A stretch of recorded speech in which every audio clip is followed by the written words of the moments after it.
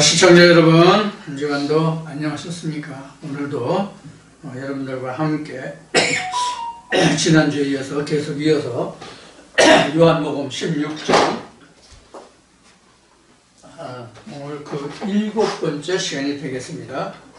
오늘도 여러분들 저와 함께 요한복음 말씀으로 은혜가 풍성한 하루가 되시기를 원합니다. 오늘도 여러분들 지난주에 여러분들과 나눈 말씀 중에서 예수 그리스도가 왜 육체로 와야 하는가 하는 문제에 있어서 체휼이라는 말씀을 드렸을 것입니다. 체휼이라는 것을 여러분들에게 죄에 대하여 심판에 대하여 의에 대하여 그 말씀 때문에 이제 왜 예수가 육체로 와야만 하느냐 하는 말씀을 드렸고, 거기에서 또 체휼이라는 것을 말씀을 드렸습니다. 체휼을 말씀을 드리다 보니까 체휼이 뭔가 하는 것을 자세히 설명을 드리게 되었고, 거기에 관해서 우리 인간이 살아가는 가장 가정의 기초가 되는 부부의 이야기도 여러분들에게 그 말씀을 드린 것이 있습니다. 이와 같이 우리가 그 성경에서 체휼하시는 하나님이라고 말하고, 또 죄에 대하여 심판에 대하여 의에 대하여 그 말씀에 대해서 말씀을 드렸지만, 체휼이라는 것을 여러분들에게 말씀드린 이 내용을 제가 여러분들에게 드린 말씀과 또 여러분들이 이 말씀을 들으시고 체휼에 대해서 어떻게 느끼시는가 하는 것을 좀 마음에 좀 의구심이 드는 그런 부분도 있어요. 왜냐하면 체휼이라고 하는 것은 그 누구도 느낄 수 없는 각자 자신만이 느끼는 감정과 마음의 상태 그 자체가 체휼이거든요. 그래서 이제 그 가장 가까운 부부의 관계를 통해서 여러분에게 이제 설명을 드렸던 것인데, 왜 부부의 예를 들었냐면, 부부도 아무리 가깝게 지내고 서로 공감하고 산다고 하지만, 지금 말씀드린 바와 같이 상대방에 대해서 이해하고 공감해주고 같이 포용하고 이런 것은 되지만 체휼은 할 수 없다라는 의미에서 말씀을 드린 거거든요.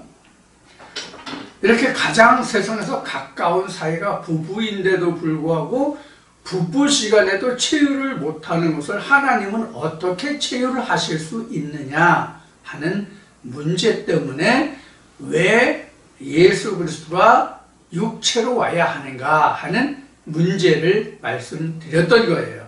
그러니까 여기에서 여러분들이 충분한 이해를 해 주셨으면 좋겠는데, 그 이해도가 어느 정도인지 하는 그런 의구심이, 그런 궁금증이 일고 있다 하는 이야기가 되겠습니다. 자, 오늘은 다시 본론으로 들어가서 요한복음 16장 25절부터 시작을 하겠습니다. 오늘이 2022년 11월 6일인데 오늘 좀 이곳에 오시고자 했던 분이 계셨는데,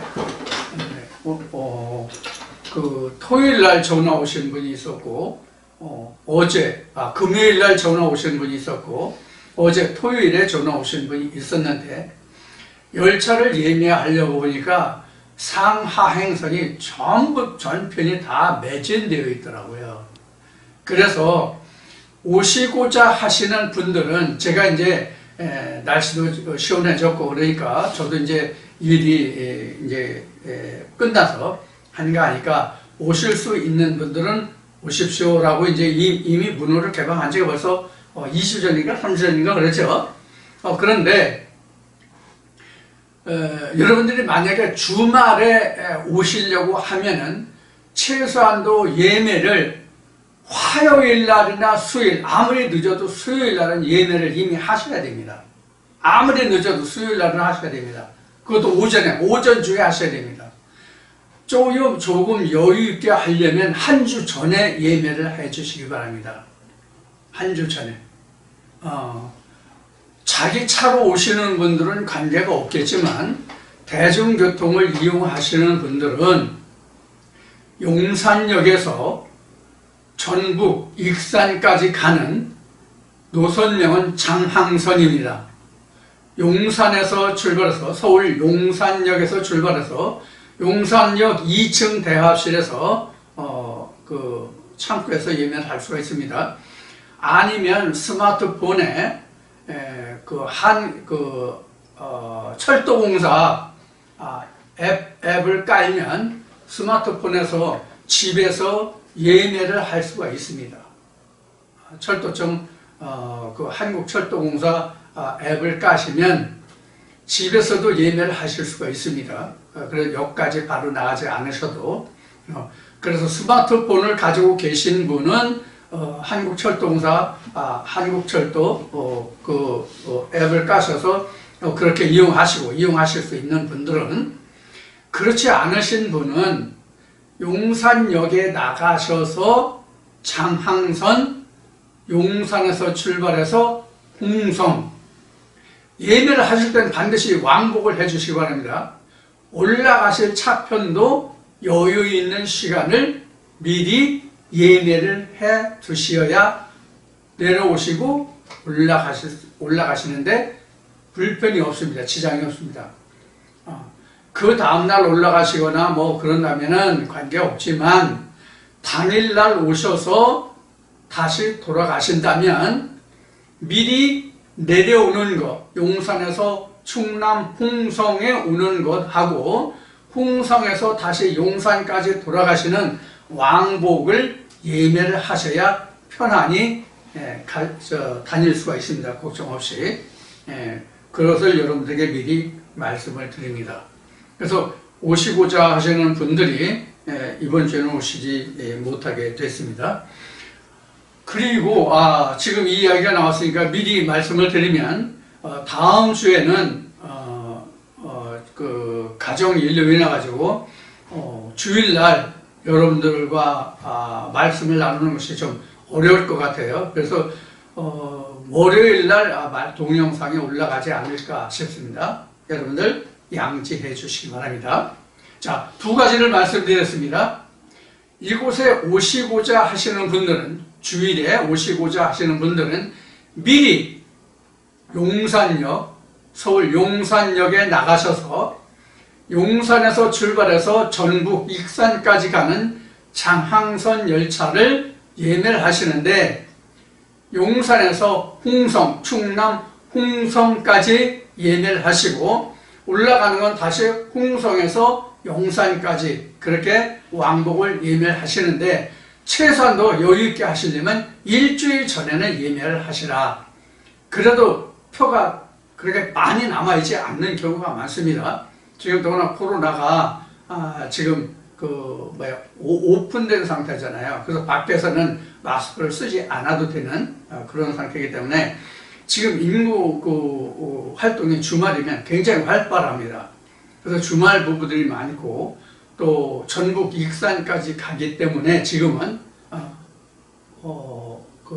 호남에 사시는 분들, 전북에 사시는 분들, 또 군산, 익산 이쪽에 사시는 분들도 장항선을 엄청 많이 이용하시거든요. 전에는 호남선을 이용하셨던 분들이 지금은 장항선을 이용하시는 분들이 꽤 많아요. 그래서 상당히 복잡해서 표가 없으니까 미리 최소한 일주일 전에는 예매를 해 주시다, 이렇게 부탁을 드렸고, 또 다음 주가 12일인데요. 다음 주 12일은 제가 가정사로 인해서 동영상이 주일날 올라가지 못할 것 같으니까 여러분들 참고해 주십사 하는 두 가지 사항을 말씀을 드렸습니다. 자, 그러면 이제 본문으로 돌아서 요한복음 16장 25절부터 여러분들과 함께 말씀을 나누겠습니다. 자, 25절입니다. 이것을 비사로 너에게 일렀거니와 때가 이르면 다시 비사로 너에게 이르지 않고 아버지께 대한 것을 밝히 이르리라. 자, 지금 한글을 몰라가지고 지금 봉독한 이 말씀은 물론 성경을 읽지 못하는 그런 분들은 거의 없죠. 혹여 지금 노인분들 중에는 그런 분이 있을지 모르겠어요. 그런데 지금 25절에 기록된 이 말씀은 지금 비사와 밝히 드러내야, 즉 비사로 말하지 않고 밝히 말한다 하는 것을 지금 두 가지를 이야기하고 있잖아요. 자, 비사라는 것은 비유로 말하는 것입니다. 비유로 말하는 것은 아직 때가 이르지 않았기 때문에 세상의 이치를 들어서 어떠한 사실을 빗대어 말하는 이런 것이 이제 비사죠. 그래서 시편 78편에 보면 하나님의 일을 세상의 옛것을 들어서 이렇게 말씀하셨다라고 되어 있고, 마태복음 13장에서도 씨 뿌리는 비유를 통해서 예수가 제자들에게 말하길 천국에 관한 것은 이와 같이 다 비유가 아니면 말하지 않았다, 이런 말씀들이 기록되어 있죠. 그래서 성경은 비사로 말한 표면적인, 즉 빗대어 말한 부분이 있는데 정도가 아니라 많죠. 대부분이 다 그렇다고 봐야 돼요. 이렇게 빗대어 말한 것을 가지고 우리는 그 이면의 진실을 캐내는 것이 바로 진리를 깨닫는 것이다, 이렇게 말할 수 있는 것이죠. 그러니까 비사는 예화예요.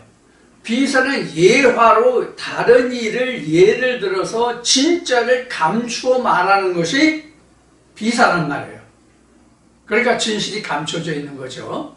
자, 이와 같은 비사로 지금까지는 말했는데, 제자들에게 말했는데, 이제 예수가 말하기를 때가 이르면 비사로 너에게 말하지 아니하고 밝히 드러내어 말하겠다, 이렇게 얘기하고 있죠. 그러면 비사와 밝히 드러나는 것은 비사가 현실로 드러난다는 얘기거든요. 예를 들어 말했던 것이 진짜로 드러난다, 이 뜻이란 말이에요. 밝히 드러난다는 것은. 그러면 예수가 지금 제자들과 3년여 동안 지금 공생을 했다고 우리가 다 알고 있는 사실이잖아요. 교회 다니는 사람 누구든지 이러한 일을 다 알고 있어요. 그러면 예수가 제자들과 3년여 동안 공생을 하면서 말했던 대부분의 뭐가 비사란 얘기예요? 천국에 관해서, 하나님에 관해서, 영생에 관해서, 죄에 관해서, 의에 관해서, 심판에 관해서 이 모든 것들을 다 말한 것이 비사로 말했다, 이와 같이 말할 수 있는 부분이에요. 가장 비근한 예로는 방금 말한 마태복음 13장에서 씨 뿌리는 비유를 들었잖아요. 돌밭도 있고 길가에 뿌려진 들고 가시덤불에 뿌려진 씨도 있고 옥토에 뿌려진 씨도 있고, 이와 같은 예를 들었잖아요. 제자들이 이걸 몰랐잖아요. 씨가 뭔지도 몰랐잖아요. 가라지가 뭔지도 몰랐잖아요. 이런 것을 다 비사로 말했잖아요. 그래서 이 뒤에 나오는 말이지만은, 그 다음 절을 이제 쭉 읽어가면서 나오는 말이지만은, 자, 우리가 이제는 주가 비사로, 비유로 말하지 않고 직접 말하기 때문에 주가 우리 마음을 헤아리지 않고 그냥 바로 직접 얘기해주고 우리가 이 모든 말을 바로 알아들을 수 있겠다, 이런 말을 하거든요. 이 뒤에 나오지만은. 자, 그러면 비사로 말했다는 것은 아직 참 것이 오지 않았다는 뜻이 되죠. 비사는 참 것이 아니니까. 그럼 밝히 드러난다는 것은 참 것이 온다는 얘기거든요. 근데 그 참 것이 언제 오냐? 때가 이르면. 때가 이르면 밝히 이렇게 돼 있잖아요. 지금 그래. 때가 이르면 다시 비사로 너희에게 이르지 않고 아버지에 대한 것을 밝히 이르리라. 여러분들 다 이와 같이 되시기를 저는 소원하고 항상 기원합니다. 제가 말씀을 증거하는 이유가 그거예요. 자, 지금 저는 여러분들에게 비사로 말하지 않아요. 비사를 풀어서 말해요. 비사를 풀어서 여러분들에게 말씀드리거든요. 지금 25절도 밝히 드러내어 말한다고 했지만 여기도 또 비사가 있거든, 이 안에. 그럼 뭐가 비사냐? 밝히 드러낸다가 비사예요, 여기서는. 아니, 저 사람 이상한 소리. 아니, 밝히 드러내는데 뭐가 비사야? 왜 이 밝히 드러낸다가 비사냐 하면, 아직 우리가 여기서 밝히 드러낸다의 그 뜻이 무엇인지를 모르면 이게 비사란 말이에요. 예를 들면, 우리가 가장 좋아하는 게 뭐예요? 인간이 가장 좋아하는 게 뭐예요? 먹는 거잖아요. 먹는 것을 즐겨 하잖아요. 사람들이 먹는 거 참 좋아하죠. 저도 먹는 거 참 좋아해요.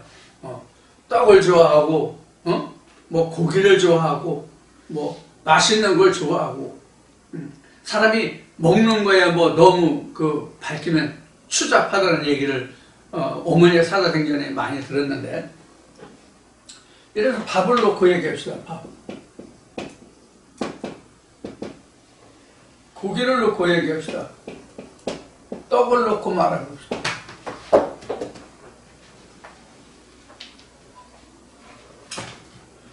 근데 내가 먹는 거를 아무리 좋아해도 밥이나 고기나 떡을 한 번도 들어본 적도 없고 먹어본 적이 없는 음식명이야. 예를 들어서 이걸 쓴 거예요. 아무리 맛있는 음식이라도 외국에서 하는 요리 중에 뭐라 그럴까? 수많은 요리들이 있겠죠. 그럼 그 요리 이름을 국내에서 먹는, 예를 들어서 밥이라든가 고기라든가 떡이라든가 일반적인 이름이니까 누구든지 알아요. 그런데 이것을 다른 음식으로 생각을 하고 전혀 한 번도 들어보지도 구경하지도 그림조차도 본 적이 없는 그런 음식이라고 한다면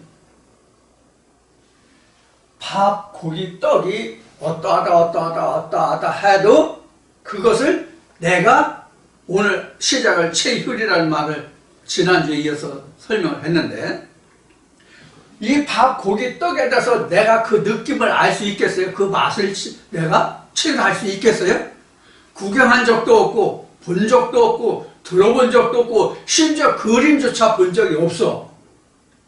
그러면 이 세 가지가 아무리 맛있는 음식이라 할지라도 내가 그것을 알 수 있겠냐고.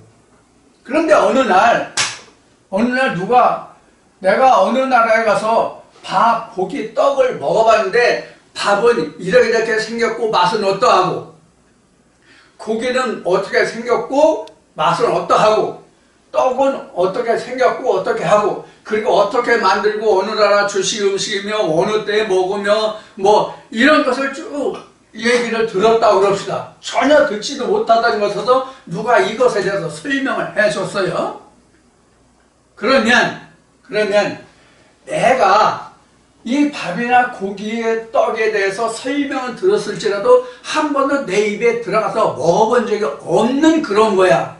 그러면 짐작으로는 그런가 보다라고, 짐작으로는 밥이, 고기가, 떡이 그러하다는 것은 짐작은 되겠지만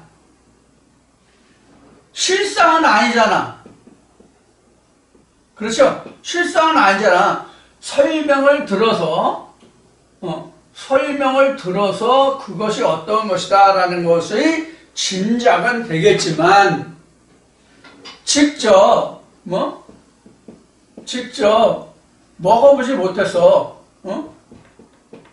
먹어보지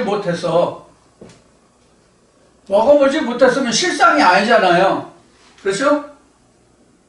그래서 요 설명만 듣고 아는 것은 뭐냐면 비사예요. 설명만 듣고 아는 것은 비사라고. 그런데 직접 내가 그것을 먹어보고 짐작과 비교해서 그 맛과 모양과 그 모든 것을 깨닫게 되면 그것은 실상이 되잖아요. 네? 이것은 밝히라는 말이 되고 이거는 비사가 된다고. 무슨 뜻인지 이해하시겠죠? 그래서 제가 지금 성경에 관해서 저는 여러분들에게 내가 먹어본 것을 말해요. 성경은 비사로 되어 있지만 그 비사로 된 것을 저는 먹어보고 여러분들에게 말씀을 드린단 말이에요. 그러면 여러분들도 지금 이런 것이 있다는 것을 설명을 들었기 때문에 짐작으로 비사로 아는 것이란 말이에요. 이것을 다시 여러분들이 먹어봐야 된다고. 그래야 그 실상을 안다고. 자, 그러면 여기서 예수가 그동안은 내가 비사로 말했거니와 밝히 말하지 않았다는 그 사이는 뭐가 있냐면 이게 있는 거예요. 잠시란. 앞에 나왔죠? 너희가 잠시 동안은 나를 보지 못할 것이나 그러나 잠시는 나를 볼 것이다. 이렇게 얘기하죠. 이게 우리가 성경의 사도행전에서 나오는 오순절이라는 잠깐이에요. 잠깐. 계시록에서는 10일간 흑암이 온다 나오죠. 이게 잠깐이라는 시간이에요. 자, 그래서 여러분들에게 말씀드리기를 지금 내가 여러분들에게 설명드리는 이 말씀은 내가 먹어본 것이지 여러분들은 먹어본 것이 아니다. 이렇게 말씀드리는 이유가 이거예요. 내가 먹어본 것이지 여러분들이 먹어본 것은 아니다. 내가 먹어본 것을 여러분들에게 설명하고 있는 거란 말이에요. 그러니까 여러분들도 지금 저로부터 듣는 이야기는 비사에 불과한 거예요. 따지고 보면. 그래서 여러분도 이 비사를 직접 먹어보고 실상으로 만들어라는 얘기거든요. 그래서 여러분들은 떡반죽 그릇을 여러분들의 것으로 만들어라 이렇게 얘기한 거예요. 충분히 이해가 되시나요? 이런 과정이 계속 반복이 돼야 된다고. 그리고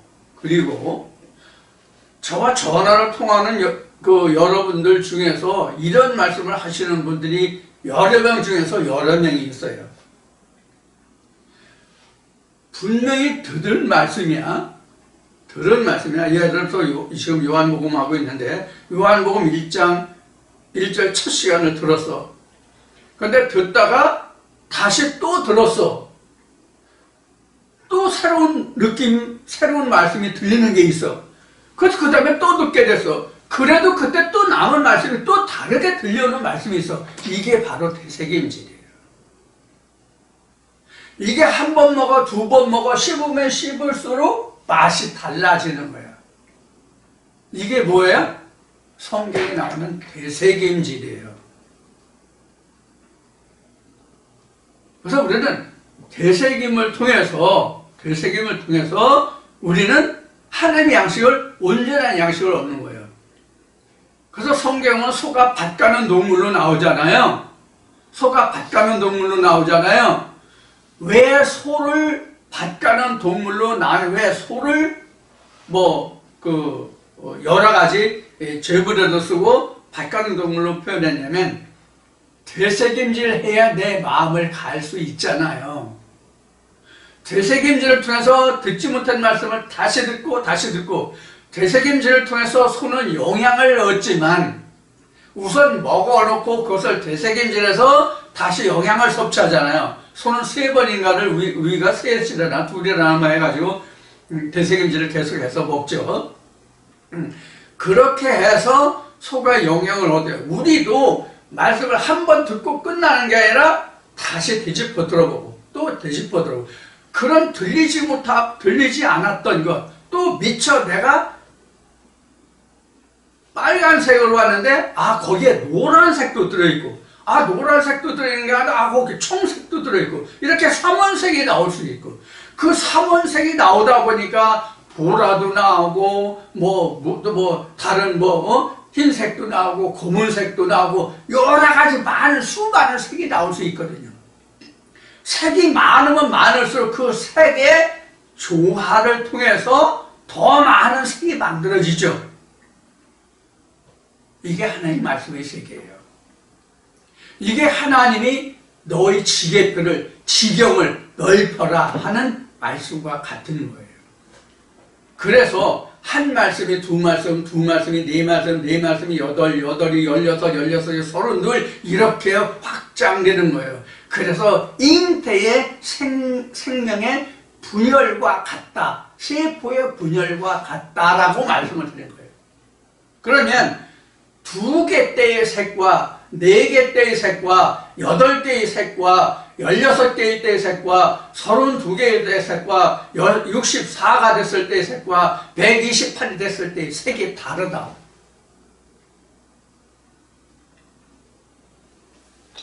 지금 말한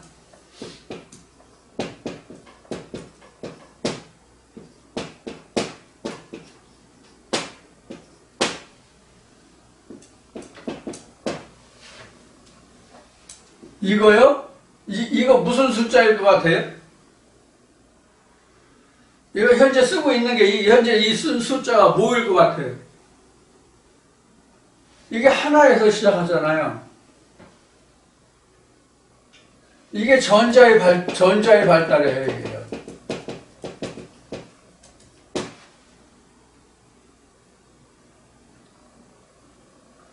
이게 바이너리에서 코어 들어갔다가 지금 8진법, 16진법, 32, 64, 128, 256 이게 다 이 진법에서 시작해서 진이 일부한 거거든요. 여러분들 가정에서 컴퓨터를 활용하시는 분들 보면 USB라는 것을 쓰실 거예요. USB를 쓰시는 분들을 볼 거예요. 지금 보통 쓰는 게 256이에요. 지금 기본들 쓰는 게 56이에요. 그 위에는 TB라고 해서 테라바이트로 가거든요. 기가바이트에서 기가바이트에서 GBT에서 지금 TB, 테라바이트로 가거든요.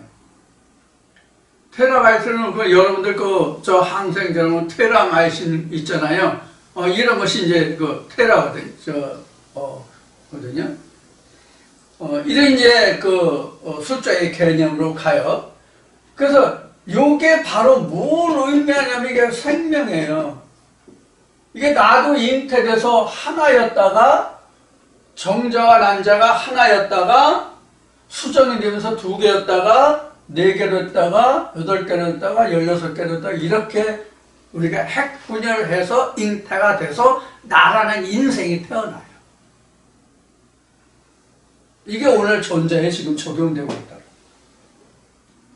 지금 여러분들이 동영상을 보시는 이 녹화 장비에 카메라에 들어있는 SD라는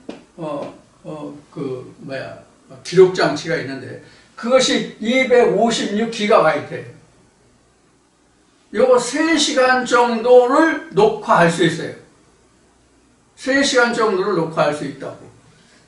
그러니까 영상 3시간 정도를 녹화할 수 있는 정도가 256GB예요. 그러니까 책으로 하면 엄청난 분량의 글자를 집어넣을 수 있는 용량이에요. 자, 그래서 지금 이제 많은 대로 지금 확장이 됐는데, 그래서 우리가 라는 것은 저나 여러분들을 의미하는 거죠. 우리가 이 말씀을 들으실 때에 내가 먹은 것이라고 생각하면 안 된다는 얘기를 여러 번 한 게 바로 이런 이유예요.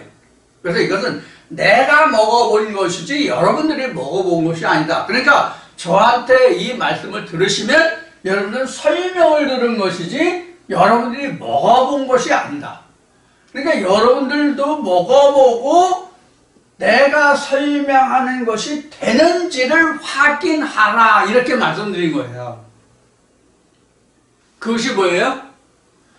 하나님의 말씀을 1점이라도 변개치 않고 하나님의 말씀하시는 것은 모든 것이 다 이루어진다. 어느 분이 말씀드린 것을 지지난주에 말씀드렸나? 어느 선지자가 있어서 이것이 하나님의 말씀이라 했을 때 증언도 회음도 없으면 너는 그는 하나님 보내신 자가 아니니까 두려워하지 말라는 말씀이에요. 그래서 하나님의 말씀은 전부 다 자기가 그 설명을 듣고 설명 들은 대로 해보면 반드시 성취되거든요. 증언이 있거든요. 하나님의 말씀은. 반드시 하나님의 말씀은 땅에 떨어지는 것이 없거든요. 그 지금 밝히 드러낸다고 하는 것이 뭐냐면 우리가 여기 10일 잠시 후요. 성령의 예수가 오면 비사가 이런 설명이 필요 없다는 얘기예요. 내가 직접 먹어볼 수 있다는 얘기예요. 내게 성령이 오면 비사가 필요 없어. 즉 목사가 필요 없어. 풀어줄 목사가 필요 없어. 내가 직접 성경을 다 보고 이해할 수 있다는 얘기예요. 좀 고급 용어로 얘기하면 이태수가 떠드나 내가 떠드나 똑같다, 그 얘기예요.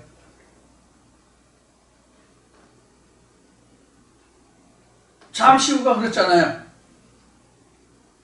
그래서 제자들이 오순절을 통해서 예수가 그동안 말했던 내가 아버지께로 와서 아버지 일을 하고 아버지께로 간다는 말을 오순절을 통해서 이해하고 그때부터 우리가 그토록 바라고 원했던 그가 바로 메시아다. 그런데 너희가 십자가 못 박혀 죽게 했지 않느냐. 이런 증거를 하기 시작하게 된 거예요. 사도들이. 아시겠죠? 그래서 여러분들도 제가 여러분들에게 말씀드리는 것은 풀어 말씀드리는 것이지만 그것은 설명이지 여러분들이 직접 먹어본 게 아니다. 그래서 여러분들에게 제가 설명드리는 것은 비사다. 밝히 드러내어 말하지만 예수도 씨 뿌리는 비에서 밝히 드러내어 말했잖아요. 근데 아니 씨는 뭐고 이 밭이 뭐예요?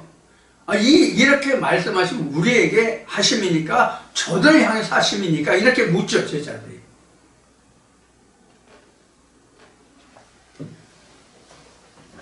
그러니까 이러한 관계를 여러분들이 지금 16장 25절에서 지금 비사와 밝히 드러낸다는 이 말씀의 뜻이 무엇인지를 여러분들이 이해하셔야 됩니다. 그러니까 우리도 이 말씀이 여러분의 설명을 듣고 밝히 드러나 내가 직접 먹어보는 말씀의 맛, 음식의 맛이 된다면 여러분들은 그 자리가 어디냐?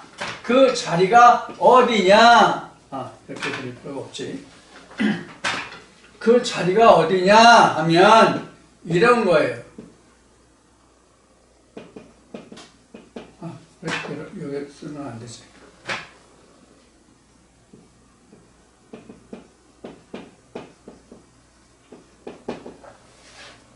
지금 여러분들이 말씀을 듣고 계신 위치는 여기에요. 여러분들이 저한테 말씀을 듣고 계신 이 자리는 여기라고, 여리고평이라고. 이 여리고평에서 일한 사람이 누구예요? 여리고평에서 일한 사람이 누구예요?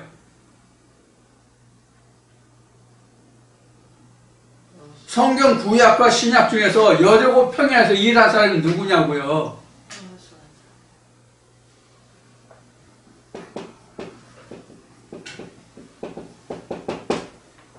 세례요한이죠?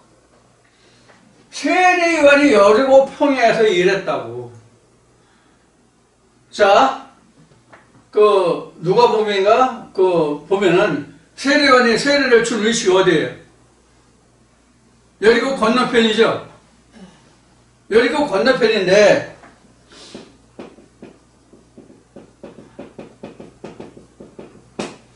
여리고 건너편인데 우리가 생각하기에 따라서 여리고 건너편이 어느 쪽인가를 좀 생각해 보자고요. 자, 이게 여리고거든요. 이게 여리고, 이게 여리고니까, 여기가 여리고니까 이게 요단강이죠. 세례요한이 요단강 건너편에서 세례를 주었다고. 그 에논인지 예논인지 제네논인지 몰라도. 그래서 세례요한이 지금 요단강 건너편에서 세례를 줬어요. 여리고 평야에서 바라볼 때 여리고 건너편이면 어디예요? 광야죠. 그렇죠? 광야에서 바라볼 때 여리고 요단강 건너라면은 어디예요? 여리고 평야죠. 그렇죠? 그러면 마태복음 11장에서 기록된 말씀에 보면 천국은 어느 때부터 침노를 당한다고 그랬어요? 세례요한 때부터 천국은 침노를 당한다 이렇게 말하고 있어요. 천국은 세례요한 때 침노를 당한다는 뜻은 뭐냐면 율법의 마침이 이때가 된다 이런 뜻이에요. 율법이 맞춰져야 진리가 오잖아요. 진리 시대가 온단 말이에요. 이런 의미예요. 그러면 요단강 여리고 건너편이라고 하는 것은 지금 어디냐면 여리고 평야를 이야기하고 있는 거예요. 여리고에서 지금 세례를 주고 있는 거예요. 지금 세례요한의 위치가 여기에요. 그래서 우리가 지금 말씀을 듣는 것도 지금 여리고 평야에서 듣고 있다고 봐야 돼요. 그럼 우리는 이미 가나안 지경에 넘어와 있어요. 믿음의 의지로 봐서 가나안을 요단강을 넘어와서 가나안 지경에 있다고. 근데 우리에게 가장 최대의 난관이 뭐가 있어? 여리고 섬이 있어.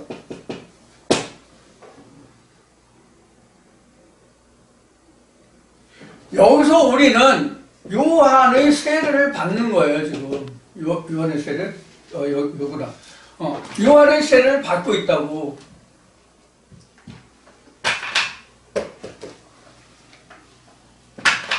요한의 세례를 받고 있어. 요한의 세례를 받으면 뭐가 와요?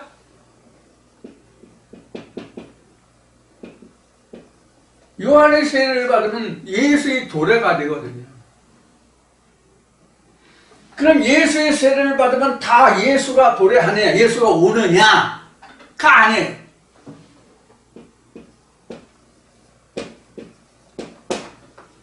가 아니라고.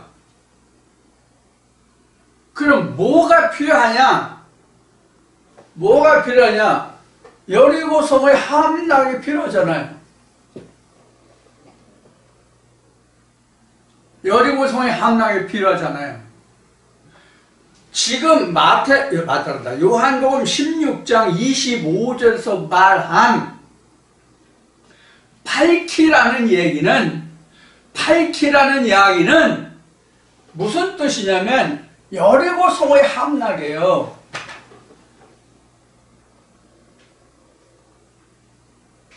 여리고 성에 함락돼야만 가나안 땅을 내가 이렇게 점점 정복해 나가잖아. 그러면 이렇게 정복이 시작되는데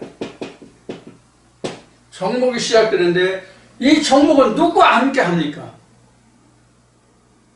누구와 함께 합니까? 하나님이 하시잖아, 하나님이. 우리가 이제 성경의 역사를 보면 하나님 플러스 여호수아 플러스 백성 이렇게 되죠. 출애굽 역사로 보면 여호수아가 앞장서 가는데 하나님과 백성이 가죠. 그런데 하나님이 가장 앞서 가셔. 그렇죠? 하나님이 가장 앞서 가시죠. 그 다음에 여호수아와 백성이 따라간단 말이에요. 이때에 중요한 것이 뭐냐면 여호수아가 하나님께 기도해. 오늘 전쟁할까요 말까요? 전쟁하면 어떤 방법으로 할까요? 이렇게 기도했잖아, 여호수아가. 그렇죠? 그 다음에 이스라엘 백성들을 얼마를 뽑고 그 중에서 어느 지파든지 어느 인원이든지를 먼저 선발대로 보내고 후지는 누가 지키고 중지는 누가 지키고 이런 식으로 지금 진을 배치해서 전투를 했잖아요. 우리도 이와 같은 똑같은 일을 해야 돼요. 하나님께 물었다는 얘기는 무슨 뜻이냐면, 하나님께 물었다는 무슨 뜻이냐면 가장 쉽게는 기도예요.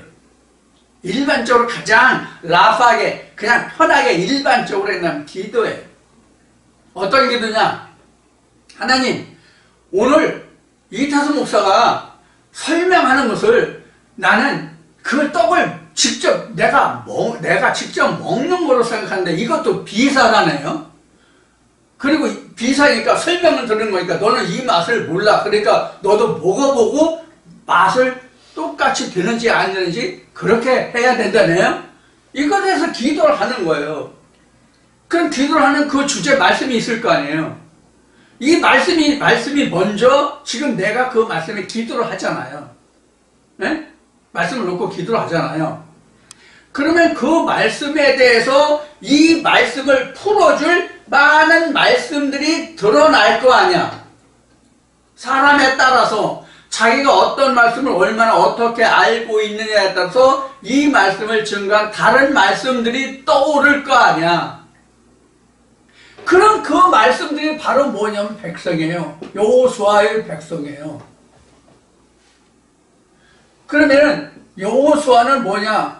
지금 내가 붙들고 있는 말씀이란 말이에요. 그럼 그 백성은 그 내가 또 가지고 있는 예하모아는 다른 말씀들이란 말이에요. 그럼 결국 다 뭐예요? 나라는 사람을 중심으로 지금 문제가 되는, 알고자 하는, 깨닫고자 하는, 아직 풀리지 않은 이 말씀들에서 이 말씀을 풀어줄 수 있는 많은 말씀들을 동원하는 그 상태란 말이에요. 이것을 마치 우리가 그 피부에 아니면 그 음식을 먹을 때 그 독소가 들어왔어. 병균이, 세균이 들어왔어. 이물질이 들어왔어. 그럼 어떻게 돼요? 이를 저항하기 위해서 흰피틀이 모이고 싸워서 골마서 종기가 터지죠? 이와 똑같은 거예요. 그럼 내 몸속에서 그것이 다 일어나죠? 마찬가지로도 말씀 속에서 이러한 일들이 다 벌어진단 말이에요. 이게 먹어보고 얻어진 결과예요. 이게 뭐예요? 이기면 전승이죠? 싸워서 이겼으니까. 여기서 얻어지는 게 뭐예요? 노획물이죠? 이 노획물이 뭐냐면 내게 남는 하나님의 11조예요.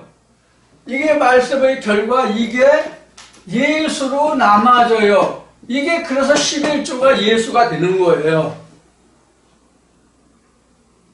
여러분들이 저에게 헌물을 해주시는 분들이 많아요. 넘치게, 과분하게 헌물을 해주시는 분들이 많아요.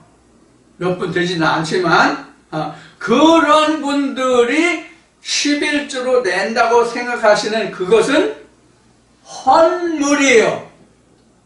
말라기 3장에 기록된 바와 같이 그건 헌물이에요.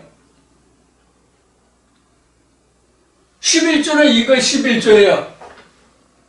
말라기에 대해서 그렇게 제가 열심히 여러 편을 통해서 말씀을 증거해 드렸는데도 오해하시는 분들이 많지만 저 목사 돈에 미쳤다고 오늘날 11조가 어딨냐고 아주 교묘하게 11조를 그 변개해가지고 허물하게 한다고, 헌금하게 한다고, 이런 사람들이 많이 있었는데, 좀 제가 마음을 가다듬고 귀담아 들으셨으면 좋겠어요.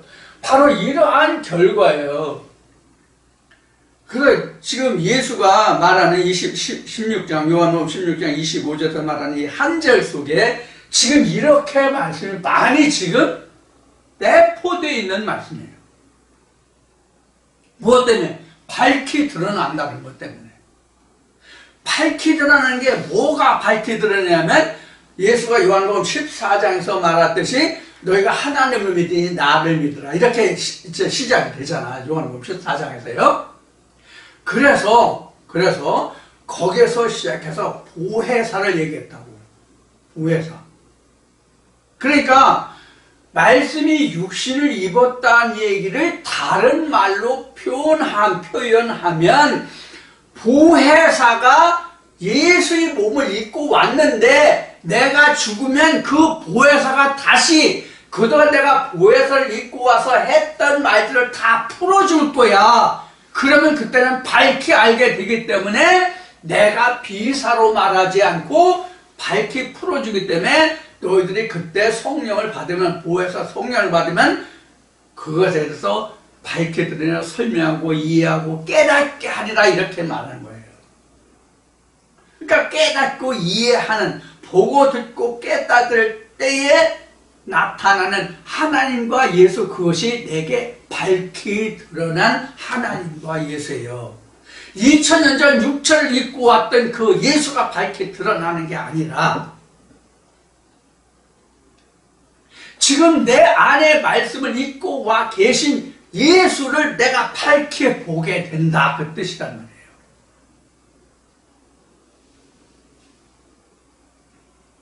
그럼 내가 이 세상에 없는, 이미 육체를 벗고 아버지의 보좌에 가 있는 예수에게 물을 필요가 있어요?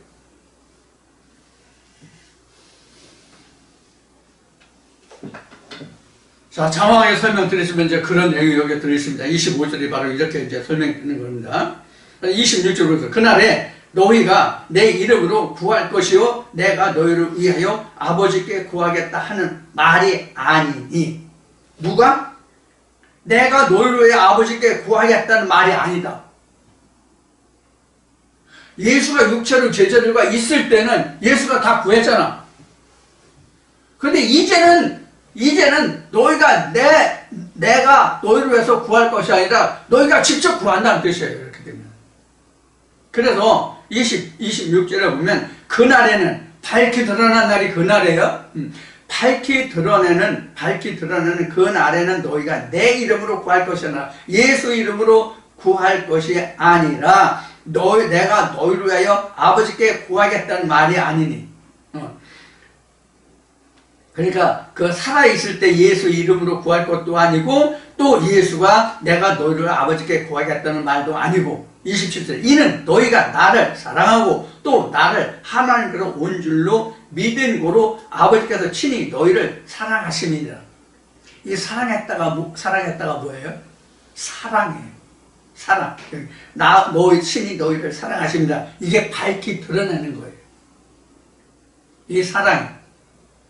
그럼 성경에서 밝히 드러내는 게 뭘 밝히 드러내는 거예요? 성경에서 밝히 드러내는 게 예수 외에는 밝히 드러낸 게 없어요. 다른 말씀으로는 바울이 기록했나요? 빌립보서인가? 어디 고린도인가? 빌립보서인가? 이랬던가? 하나님이 만세와 만대전으로 감추어진 예수 그리스도라는 말이죠. 만세와 만대전으로 감추었던 예수 그리스도를 밝히 드러내는 거란 말이에요. 비밀 예수 그리스도. 이 성경 속에 숨겨진 것은요, 그동안 수없이 말했지만 비밀이 예수 그리스도를 찾아내는 것이군요. 그래서 이 성경이 모세의 글이 나에 관한 기록이다, 이렇게 말하는 거란 말이에요. 자, 여기 이제 예수가 비밀이라고 되어 있는데, 예수 그리스도가 비밀이라고 되어 있는데, 빌립보서가 되어 있을 거야, 아마 이 말씀이.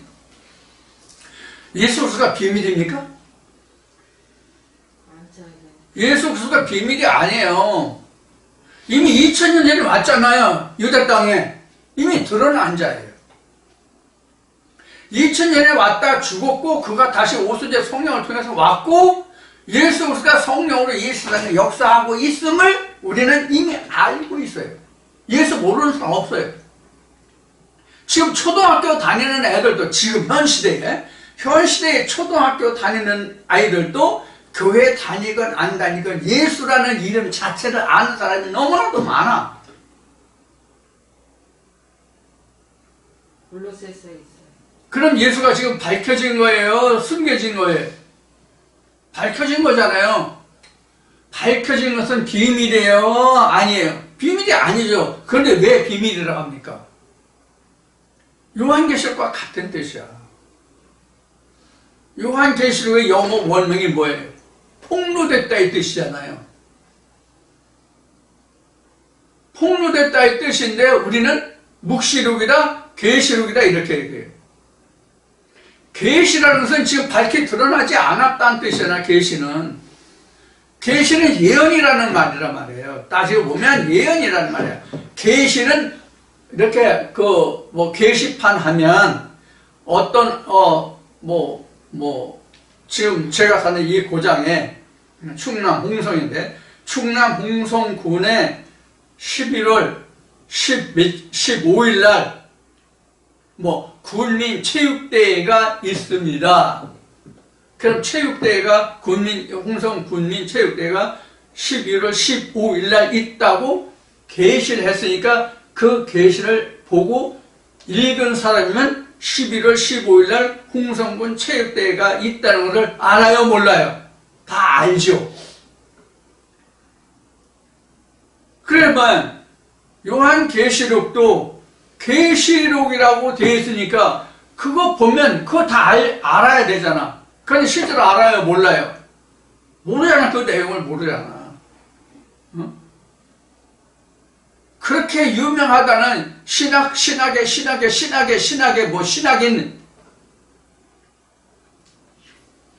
칼뱅인지 골뱅인지 그 사람도 요한계시록 주석을 못했다며. 하도 현란하게 묘사했기 때문에. 그래서 계시록을 우리는 다른 말로 해서 이렇게 묵이라는, 시커멓다는, 감춰졌다는 이런 뜻으로 쓰잖아요. 묵시록이라고도 하잖아요. 베일이 벗겨졌는데 무슨 베일이 다시 씌워졌다고 얘기하는 게 아니냐고요. 그래서 성경의 모두는 다 비사다.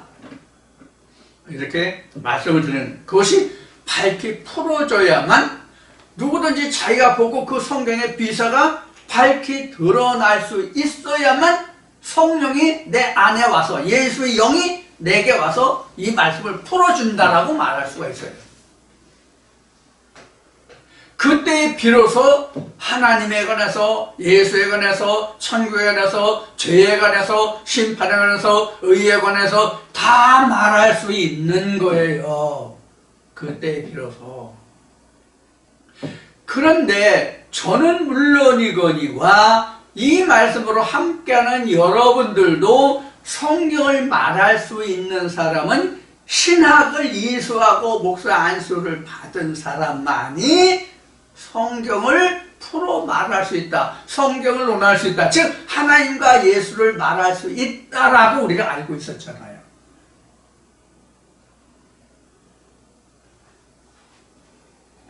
그래서 예수가 이렇게 이야기한 거죠. 유일하신 참 하나님과 그의 보내신 자를 아는 것이 영생이다. 이렇게 된 거예요. 신학으로 공부해서 목사 안수를 받은 사람으로부터 영생이 온다라고 되어 있지 않단 말이에요.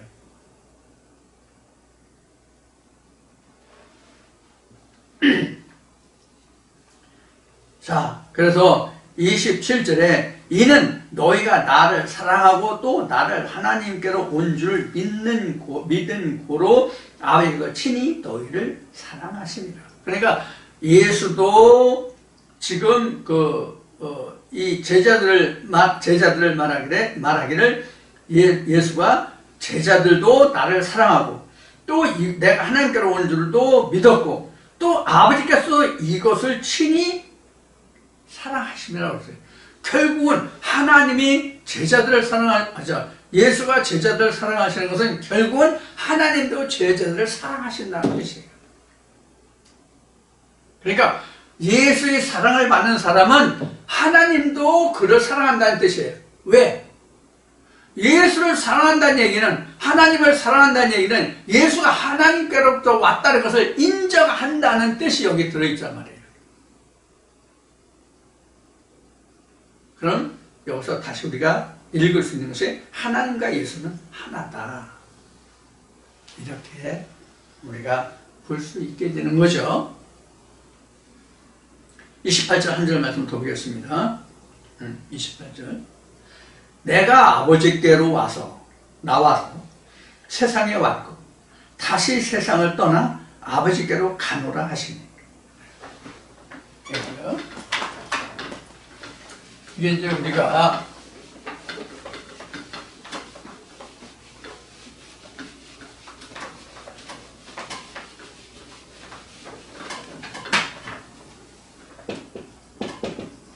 하나님, 예수, 세상, 다시 하나님께로 가잖아요. 하나님께로서 예수가 세상에 갔다가 다시 하나님께로 간단 말이에요. 이게 순환의 고리죠. 순환의 고리란 말이에요. 순환의 고리예요. 이것을 우리는 뭐라고 얘기하냐면 영생이다 또는 천국이다 이렇게 얘기하죠. 이것을 우리는 영생이다 천국이다 이렇게 얘기해요. 그러니까 천국은 하나님으로부터 발휘해서 예수가 우리에게 천국을 만들어주고 하나님께로 돌아가게 한다는 말이에요.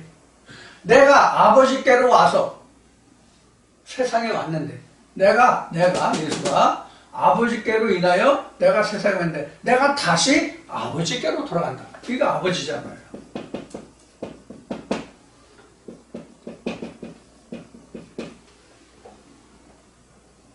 이 순환고리란 말이에요. 이 순환고리를 우리가 언뜻 잘못 생각하면 어떤 이론에 빠지게 되느냐면 불교에서 말하는 환생이라는 말을 하잖아요. 환생이라는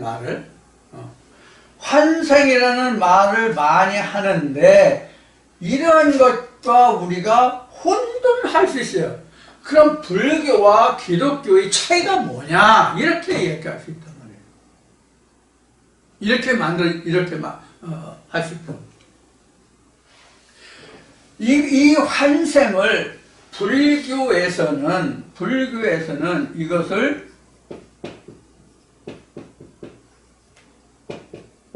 이렇게 표현해요. 윤회설이다. 이렇게 말을 하고 있어요. 자, 그러면 윤회설, 환생과 지금 성경이 말하는 내가 아버지께로부터 세상에 와서 다시 내가 아버지 일을 마치고 아버지께로 가는 거잖아, 예수는요. 그러면 성경에서 말하는 이 순환, 이 환생과 이것도 일종의 환생이잖아요. 환생과 불교에서 말하는 환생, 이 윤회설과는 어떻게 같고 다르냐, 틀리냐, 같으면 뭐가 같고 틀리면 뭐가 틀리냐 하는 점을 우리가 좀 알아야 될 거예요. 자, 이것에 대해서는 지금 시간이 됐으므로 잠시 쉬었다가 다시 하기로 하겠습니다. 잠시 후에 뵙겠습니다.